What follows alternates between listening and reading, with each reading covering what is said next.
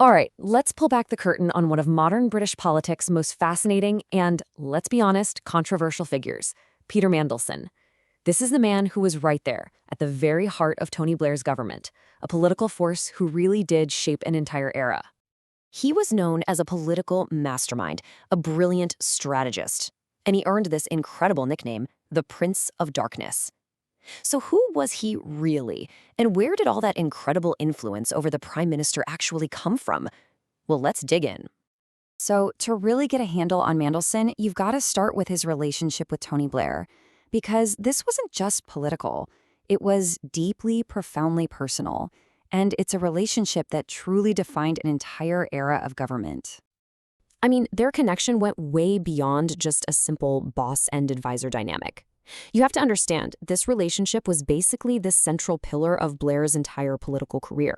It was built on this really rare mix of, on one hand, deep professional trust, and on the other, a genuine, lasting friendship. And this quote from Tony Blair's wife, Sherry, really says it all. She said, "You will always be part of the family." Think about that. It wasn't just about politics or strategy anymore. For the Blairs, Mandelson was family. And you can imagine, that kind of personal connection gave him just unparalleled access and influence. Okay, but Mandelson wasn't just a friend in the inner circle. No, he was the key architect of the very political machine that brought Blair to power in the first place, New Labour. And his impact? Oh, it was immense. I mean, he was instrumental right from the very beginning. He secretly helped Blair lock down the party leadership. They even had a code name for him, Bobby. Then, he's the guy who directed that historic 1997 landslide election campaign, totally rebranding the party for a modern era.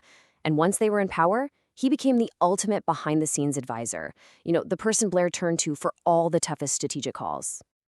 But, and this is a big but, Mandelson's career was anything but a smooth ride. It was a total roller coaster of incredible highs, followed by these dramatic, very public lows.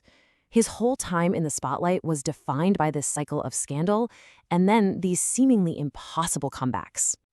I mean, just look at this timeline. It's enough to give you whiplash. In 1997, he's on top of the political world. Just 1 year later, bam, he's forced to resign over an undeclared home loan. But then, and this is the stunning part, he makes a comeback and is right back in the inner circle, only to have to resign again in 2001, this time tangled up in a passport dispute. It was just a political drama unlike any other. And look, these weren't just minor slip-ups. We're talking huge front-page scandals that created absolute media firestorms. You had headlines splashed across the New York Times, the BBC, everywhere. Honestly, most politicians would never, ever recover from one of these, let alone two. So you've got to be asking, how on earth did he keep coming back? Well, the answer really comes down to one thing: Tony Blair's completely unshakable loyalty. For Blair, Mandelson's strategic genius and their deep personal bond, well, it just outweighed the political damage. That genuine affection was the absolute key to his political resurrections. Of course, when you have a figure this powerful, you're bound to get some friction. And Mandelson wasn't the only influential person in Blair's inner circle, not by a long shot. And that led to some, let's just say, serious power dynamics.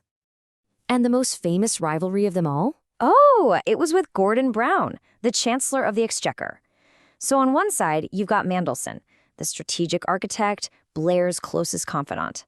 And on the other, you have Brown, the incredibly powerful chancellor, who definitely had his own ambitions.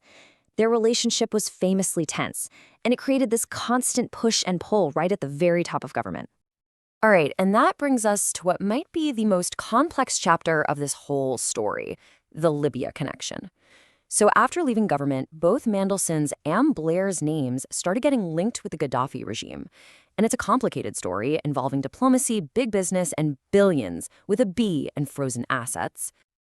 And the stakes here were just enormous. We're talking about 12 billion pounds. That's how much in Libyan state assets were frozen right here in the UK after the 2011 revolution.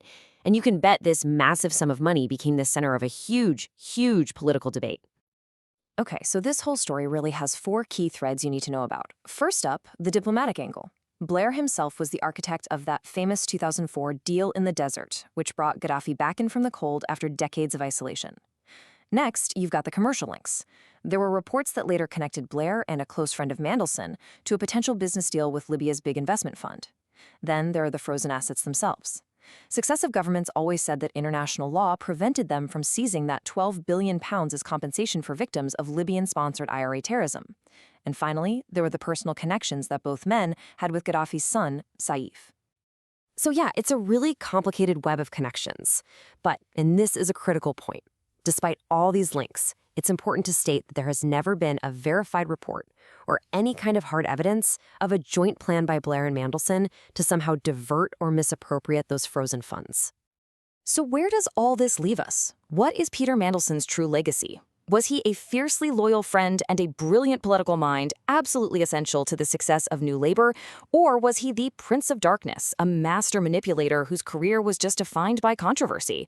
The truth, as it so often does, probably lies somewhere in the middle. But one thing is for sure, for better or for worse, Peter Mandelson was an absolutely central force in shaping a decade of British politics.